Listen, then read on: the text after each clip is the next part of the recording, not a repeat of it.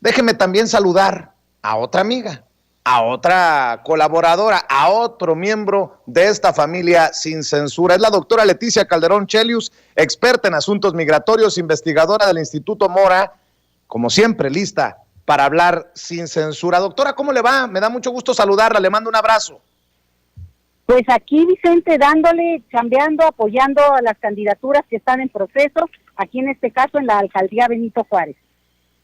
Cuénteme cómo van las cosas, cómo ve a esta oposición, ya pegó un chicle, ya tienen un poquito de sentido los discursos o sigue siendo todo contra Morena. Mira, yo creo que el problema es que se han agarrado de una serie de argumentos que se reducen demasiado y esto al final de cuentas pues no tiene eco en la política local, que es donde se juega cada tema. Digamos, cada candidatura tiene sus propias problemáticas, sus propias divisiones internas, sus propios escenarios en los que se mueven, y entonces cuando insisten en temas, mira, te voy a decir un ejemplo, el de refugios para mujeres, que al inicio del sexenio, recordarás que se reajustó ese programa. Bueno, lo interesante es que lo recupera la oposición como un tema de campaña.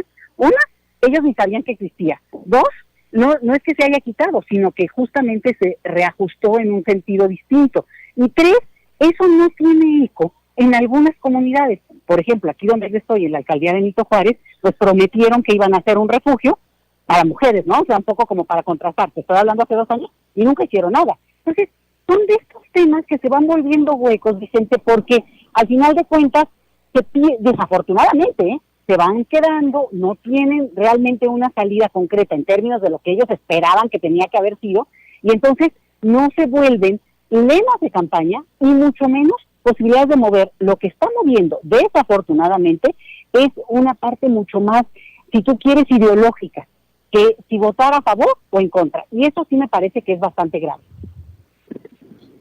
Pues no hay mucho por donde la oposición, salvo estas campañas de desinformación, o usted ve algo sólido a menos de 2 semanas de las elecciones. ¿Cómo ve las campañas en general, doctora? ¿Cuál es su análisis, su reflexión a poco más de una semana del 6 de junio? Mira, te insisto, yo creo que es difícil hablar en términos generales y mi propuesta sería tratar de verlo también en lo concreto, qué se está jugando en cada lugar. Y yo creo que el único punto que ha movido de una manera, bueno, me parece que más no tan ideológica, pero como en otro contenido, es esta idea de equilibrar poderes. Y sin embargo, esa fue la lógica que se mantuvo durante los últimos, digamos, 18 años, con la idea de que los 3 que hoy componen la alianza equilibraban los poderes, y no equilibraban nada y en realidad eran lo mismo. Entonces, esa es una primera mentira que se cae sola. La otra es oponerse a la idea de las mayorías como si mayoría significara antidemocracia, cuando mayoría supone que viene por el voto popular. O sea, si un voto popular reprende esa mayoría, no tendría por qué tener absolutamente nada de antidemocrático, al contrario, es la voz electoral.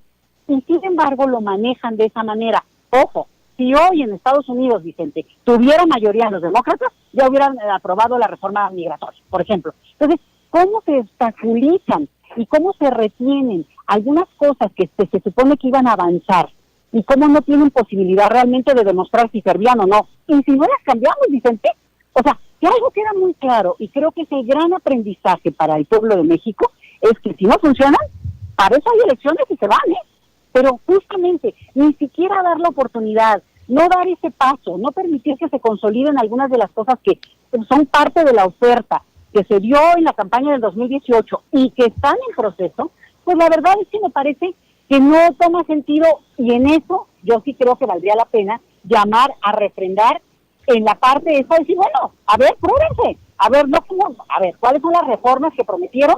Háganlas, vemos si funcionan, y si no, pues nos vemos en 3 años, ¿no? Pero yo creo que no dar esa oportunidad es ni siquiera permitir ver, no permitir entrar a la tienda de golosinas y ver cómo está el dulce. Entonces, sí me parece que sería de los únicos argumentos que yo veo en términos generales.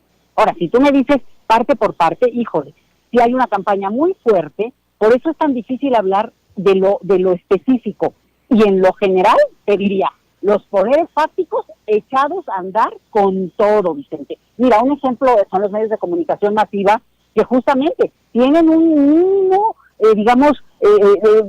desbalance, pero no equilibrio con las voces alternativas, como es el caso de Sin Censura, Vicente, porque el problema que tenemos es que tú, en hora estelar, en una proyección y en una penetración televisiva que tienen muy, muy pocos medios, como es en este caso Televisa, o pudieran ser otros medios, de televisión pública abierta, pues dicen lo que quieren, se repiten, se hacen eco, y además dicen mentiras, Vicente, y eso es lo que a mí me parece muy grave. O sea, toman las encuestas que consideran que pueden beneficiar a su candidato, pero justamente sin tomar en cuenta todo el umbral de encuestas que hay. Por ejemplo, ya sabemos que hay sumatorias de encuestas y que se podría hacer un análisis más fino, pero no lo hacen porque hay consigna, Vicente, y porque hay, al final de cuentas, una intención política a través de esto que yo menciono como poderes fácticos, Vicente.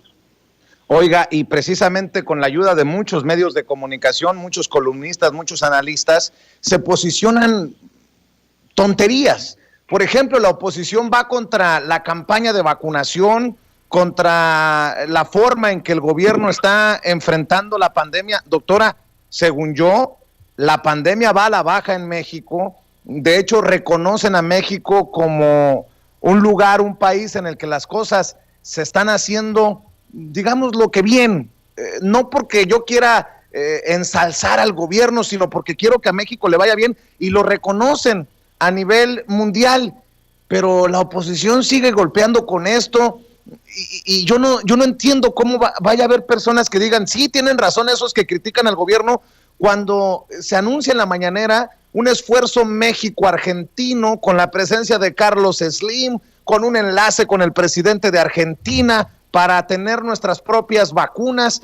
Siguen llegando vacunas. Hoy Meme Yamel transmitía precisamente su espacio desde aduanas, en donde están llegando los cargamentos con millones de dosis.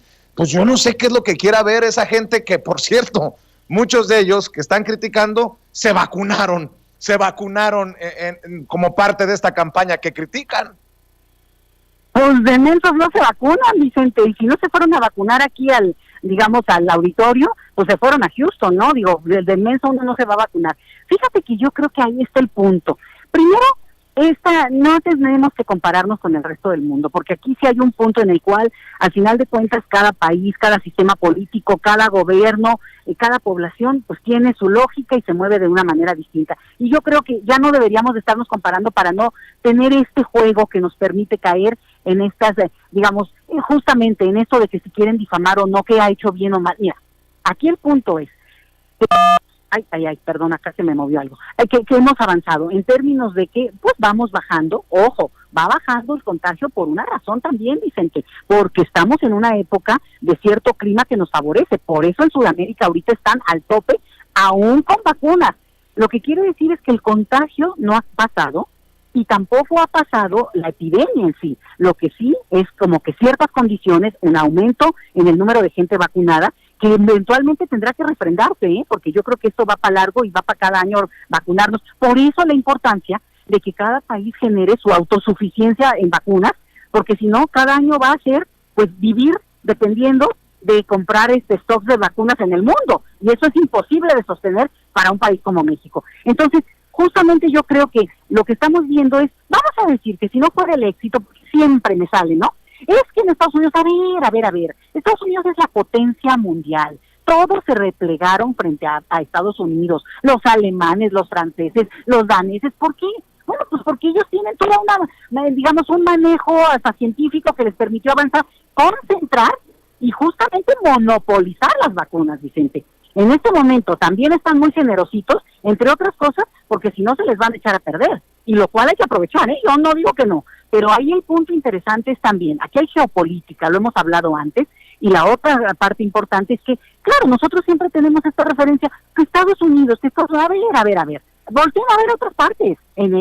Decía yo que no comparemos, pero que en ese sentido, pues no se trata de quedarse con esta idea hegemónica siempre de que, no como si en Estados Unidos, ¿de cuándo acá el salario mínimo se acerca al salario mínimo de Estados Unidos, Vicente? A ver, comparen eso y no esas otras cosas. Entonces, me parece que es una guerra más comercial en términos de el manejo publicitario, de la intención todo el tiempo de buscar por la crítica. Ahora, ¿no? Como que si cuáles son las vacunas, qué vacunas están poniendo. Mira, la que te ponga, si te protege. Y si te protege 1, es más que 0. Y si te protege 90, pues es más que 0. Entonces, no se trata de, como también otros dicen, ¿no? Es que ¿por qué le agradecen al gobierno? Bueno, usted no le agradezcan al gobierno, agradécele a la ciencia, agradécele. Pero vaya, que hay alguien aquí que le echó coquito, Vicente, le puso, le echó sabor al asunto y le pensó, decidieron que había que comprar, le echaron lana y ahí qué miedo, porque de repente te queda todo mal y ya valiste, ¿no? Pero el punto es que con anticipación, con tiempo, México se anotó en la lista de los países que iban a requerir vacuna cuando la descubrieran. Y resultó, Vicente. Entonces, si lo vemos en un camino de 1 año y pico, la verdad, pues estamos saliendo, insisto, estamos saliendo de esta etapa. Va a haber que retomar una campaña muy fuerte hacia el invierno, porque ahí viene además la influenza estacional, que es muy dura y que este año no nos había dado, pero también porque todo el mundo, ¡oh, sorpresa!, lavarse las manos te ayuda para contener contagios. Entonces, también estamos frente a un ambiente social que necesita modificar formas sociales digamos, de convivencia. Entonces, yo creo que se cae por su propio peso, pues lo pueden decir, y mira, la gente que está en contra va a buscar y va a encontrar lo que sea, Vicente. Que si no les gustó el color de la inyección, que si la señorita que me vio feo, que si yo hice fila y entonces yo no quería hacer fila porque entonces no, o sea, ¿me entiendes?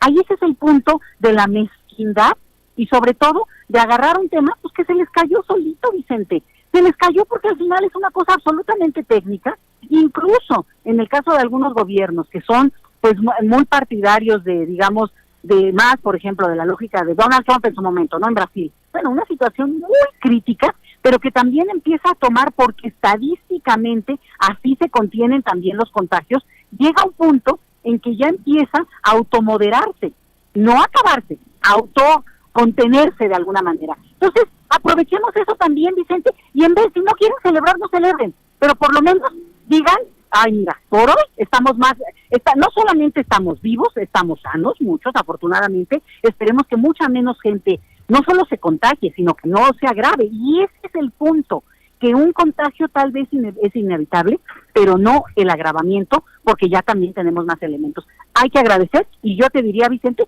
aquí celebrando desde la Plaza Valentín Gómez Farías, en el mero corazón de la alcaldía Benito Juárez. Para cerrar, doctora, deme su opinión de esto que le voy a comentar, si me permite, deme su opinión. El excandidato presidencial panista, Diego Fernández de Ceballos, conocido como el jefe Diego en el bajo mundo del panismo, acudió a la Fiscalía General de la República ayer a presentar una denuncia de hechos contra el presidente Andrés Manuel López Obrador, quien ha hecho diversas acusaciones sobre él durante sus mañaneras. Dice en Twitter, hoy, o sea ayer, 25 de mayo a las 12:15, personalmente acudir a la Fiscalía y presenté formal denuncia de hechos en relación con las recientes imputaciones que me hizo el corrupto depredador que actualmente ensucia el Palacio Nacional. Y bueno, pues ya se imaginará todo lo que dice en los documentos que precisamente le muestra a don David en pantalla. ¿Cómo ve? No solamente en su momento señalábamos el resurgimiento, la reaparición de Diego Fernández de Ceballos, sino que ahora con este distractor, con lo de Jugos del Valle y el dinero de los impuestos y estas cosas, deme su opinión, doctora, de Diego Fernández de Ceballos, que así como Fox, que así como Calderón, siguen buscando los reflectores para enturbiar el debate público en nuestro país.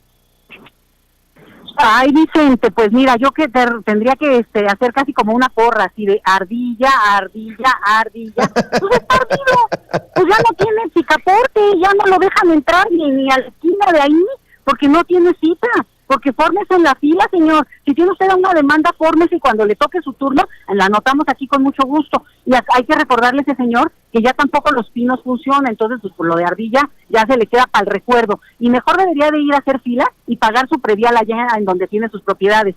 Ese es el problema con este tipo de personajes, que creen que hablando con voz impostada y de acá de mucho macho, nos impresionan, Vicente. Mira, este señor habla como caporal del siglo XIX, ya a nadie impresiona. Los pobres jóvenes deben de verlo y han de decir, bueno, pues ojalá que mi abuelito no sea así, porque qué cosa tan horrorosa. Y claramente usa estos argumentos legaloides, Vicente, para ir y asustar. Bueno, está en todo su derecho de poner una demanda, pero también, en su momento, si no el mismo López Obrador, que no se va a andar ocupando en esas cosas, digamos, tiene que levantarse temprano mañana, por cierto, ¿no? Sino, le pueden poner una demanda por difamación, porque usted me demuestra, y además es una ofensa que él diga que un ciudadano, el que sea, ensucia, digamos, como si fuera un mausoleo el Palacio Nacional. O sea, este manejo, este lenguaje, esta forma de tratar de denigrar con las palabras, pues ¿sabes qué? Al que lo denigra sabe, Vicente. Y yo creo que ya empieza a quedar tan anecdótico que nos ayuda, y te voy a decir en qué, porque el contraste es tan... Velo, visualmente hablando, nada más piensa el señor con su puro acá, en aquella boda emblemática, ¿no? Sentado en medio de todos los que están ahorita, unos en la cárcel, otros en fuga, o sea, sentado ahí, y de repente, pues ves acá a la gente formada, los de la mañanera tratando de que les tomen la palabra, o el presidente hablando, y te voy a decir una cosa, digo, pues miren lo que quieran mal, y a mí no me importa, creo que hay muchísimos errores que también eventualmente tendremos que discutir y también que resolver. Pero hay una cosa, una sola mañanera, una sola, Vicente, es infinitamente más de lo que pudo haber dicho, recordado, conocido de México Peña Nieto en su momento. O sea, es impresionante el nivel de ignorancia del tipo que estuvo en la presidencia antes que el presidente actual, y es increíble lo que sabe, y yo no estoy diciendo que sepa mucho o poco, pero sabe infinitamente más que ese aquel. Entonces, dado eso, a quien debería demandar el señor Fernández de Ceballos porque no se presenta ante la justicia, es el señor Peña Nieto. Y decirle, con los papeles y con la justicia en la mano, que debería de presentarse y darnos cuenta de todo aquello que hizo para, digamos, tratar de acabar de devastar este país. Me parece totalmente injusto, Vicente, y te digo, queda como la anécdota, y ahora sí que con eso concluyo. Ardido, ardido, ardido. Querida doctora Leticia Calderón Chelius, espero que más personas se sumen a sus seguidores en Twitter, en @LetiChelius, y por lo pronto le mando un abrazo y estamos al pendiente, doctora. Un abrazo igual y mi solidaridad, Vicente. Ay, eres bien aventado, Te mando un abrazote grande. Ahí después me esconde por ahí en donde pueda, doctora, ahí en el closet. Es un corte, ¿verdad? Ándale pues, un abrazo grande. Hasta luego.